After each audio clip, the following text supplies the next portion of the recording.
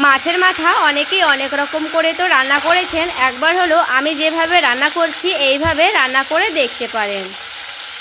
নমস্কার বন্ধুরা, অমৃতা কুকিং চ্যানেলে সবাইকে স্বাগত জানিয়ে আবারও হাজির হয়েছি।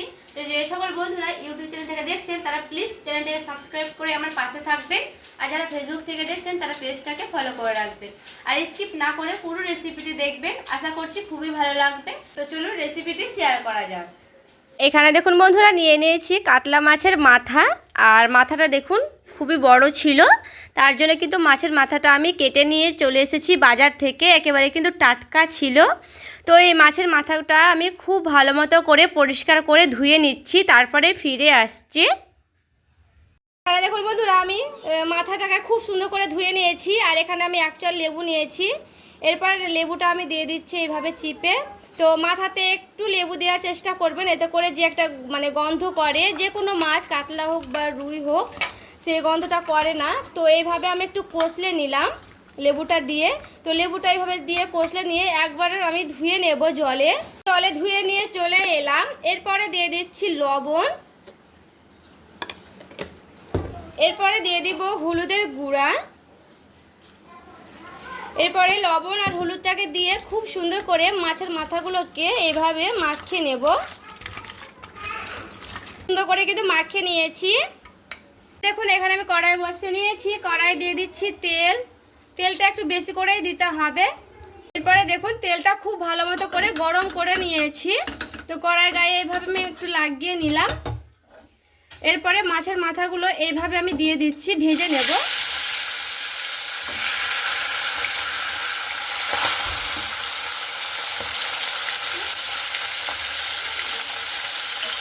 তো এগুলো আগে ভেজে নেব, তারপরে বাকিগুলো ভেজে নেব। এরপরে দেখো বন্ধুরা, এইভাবে মাছগুলোকে উল্টে নেব, আর এক পিঠ হয়ে গেলে খুব ভালো মতো করে আমি সবগুলোই এইভাবে উল্টে নিচ্ছি। যেভাবে মাছ ভাজা হয় সেইভাবে কিন্তু মাথাগুলোও এইভাবে ভেজে নিতে হবে। এটা তো আমরা সবাই জানি, মাছের মতো কিন্তু ভেজে নেব খুব ভালো মতো করে, কড়া কড়া করে। আর এই দেখুন দুই পিঠ খুব সুন্দর করে ভেজে নিয়েছি। এরপরে মাছগুলোকে আমি এইভাবে উঠিয়ে নিচ্ছি।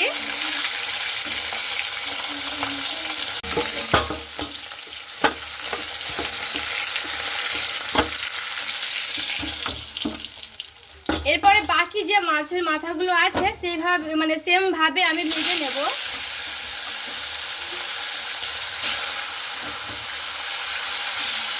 এখানে মাছের মাথাতে আমি আলু দেব।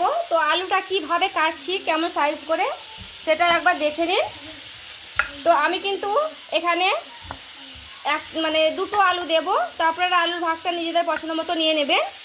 আর এই যে দেখুন এইভাবে আলুটা কাটবো মুড়ি ঘন্ট করার জন্য, এইভাবে কিন্তু আলুটা কেটে নিতে হয়। এইভাবে কেটে রান্না করবেন আলু, দেখবেন খুবই সুন্দর কিন্তু লাগে। তরকারিটা দেখতেও সুন্দর লাগে, আর রান্না খেতেও কিন্তু খুবই ভালো লাগে।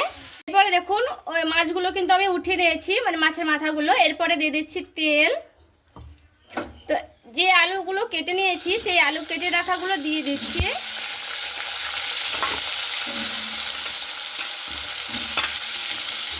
এরপরে আলুটাকে খুব ভালো মতো করে ভেজে নিতে হবে।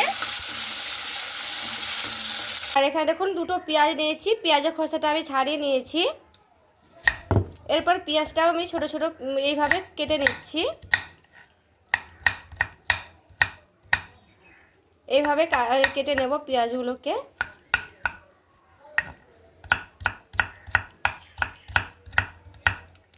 আর এখানে দেখুন পেঁয়াজটাও কিন্তু খুব ভালো মতো করে কেটে নিয়েছি। এখানে দেখুন আলুটাকে লাল লাল করে ভেজে নিয়েছি। তো এরপরে আলুগুলোকে উঠিয়ে নিচ্ছি। তো দেখুন কড়াই কিন্তু তেল রয়ে গেছে। তো মুড়ি ঘোড়োতে বেশি কিন্তু তেল দিতে হয় না, কারণ তেল অনেকগুলোই ছাড়ে।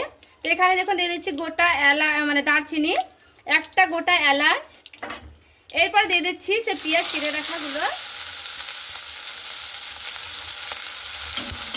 পেঁয়াজটা লাল লাল করে ভেজে নিতে হবে।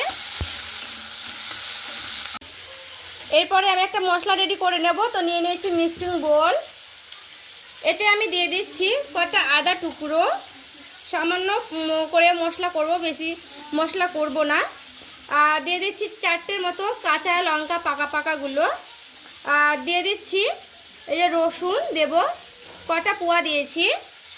এখানে আমি 1 চামচের মতো দিয়ে দিচ্ছি সাদা জিরে, দিয়ে দিচ্ছি একটা গোটা টমেটো কেটে নিয়েছি। মশলাটা আমি ঢেলে নিয়েছি একটা বাটিতে। তো এখানে দিয়ে দিচ্ছি লবণ পরিমাণ মতো, হলুদের গুঁড়া যেমন পরিমাণ লাগবে, কাশ্মীরি লঙ্কার গুঁড়া। এরপরে মশলাটাকে দিয়ে খুব ভালো মতো করে এইভাবে একটু মিশিয়ে নিচ্ছি। আর এখানে দেখুন পেঁয়াজটা খুব সুন্দর লাল লাল করে ভেজে নিয়েছি। এরপরে যে মশলাটা আমি মিক্স করে রেখেছি সেটা দিয়ে দেব। এরপরে বাটি বুলিয়ে একটু দিয়ে দিলাম জল। এরপরে মশলাটা খুব ভালো মতো করে কষতে নিতে হবে। এরপরে দিয়ে দিচ্ছি অল্প করে চিনি, স্বাদের ব্যালেন্স ঠিক রাখার জন্য। তো মশলাটা আমার খুব ভালো মতো করে কষতে নিতে হবে যেন কাঁচা গন্ধটা না থাকে, তার জন্য। এখানে দেখুন মশলাটা আমার খুব ভালো মতো করে কষিয়ে নিয়েছি। আর দেখে বুঝতেই পারছেন মশলা থেকে তেল ছেড়ে গেছে। আর যে ভেজে রাখা আলুগুলো দিয়েছি এবার আমি দিয়ে দিচ্ছি, মানে রেখেছিলাম সেই ভেজে রাখা আলুগুলো। তো মশলার সঙ্গে আর আলুর সঙ্গে খুব ভালো মতো করে এগুলো কষতে নিতে হবে। তো খুব ভালো মতো করে আলুর সঙ্গে আর মশলার সঙ্গে এইভাবে আমি কষতে নেব। বুঝতে পারছেন আলুর সঙ্গে মশলার সঙ্গে খুব ভালো মতো করে কষিয়ে নিতে হবে।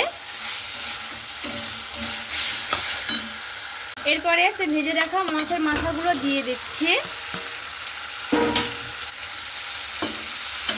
মাছের মাথাটা দিয়ে এইভাবে খুব ভালো মতো করে আবারও মশলার সঙ্গে নাড়াচাড়া করে নিতে হবে। আর মশলার সঙ্গে খুব ভালো মতো করে মাছের মাথাগুলোকে এইভাবে কষতে নিতে গেলে দেখবেন খুব সুন্দর করে তেল ছাড়বে।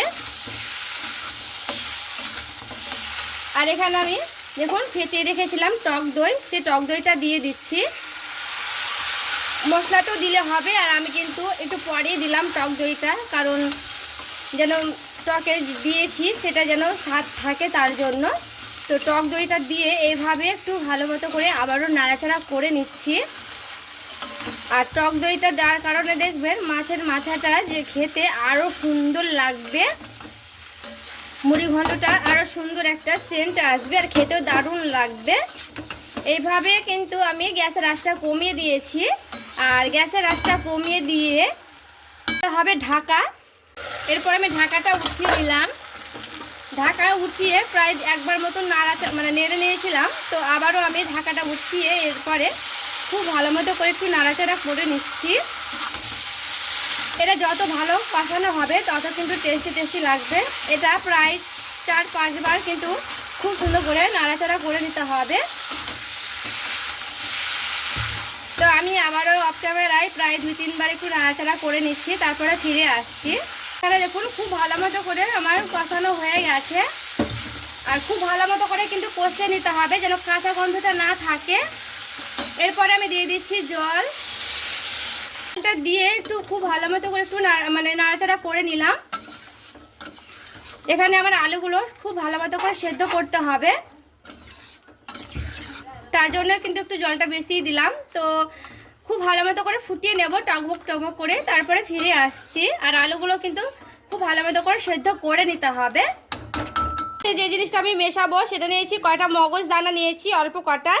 তো নিয়েছি দেখুন দারচিনি, নিচ্ছি 2টো এলাচ। তো এগুলোকে খুব ভালো মতো করে আমি একসঙ্গে বেটে নেব। আলাদা করে কোনো ব্যাপার নেই, বাটানোর দরকার নেই, একসঙ্গে বেটে নিলে কিন্তু হয়ে যাবে। তো চলুন এগুলোকে আমি শিলপাটায় বেটে নিচ্ছি, তারপরে ফিরে আসছি।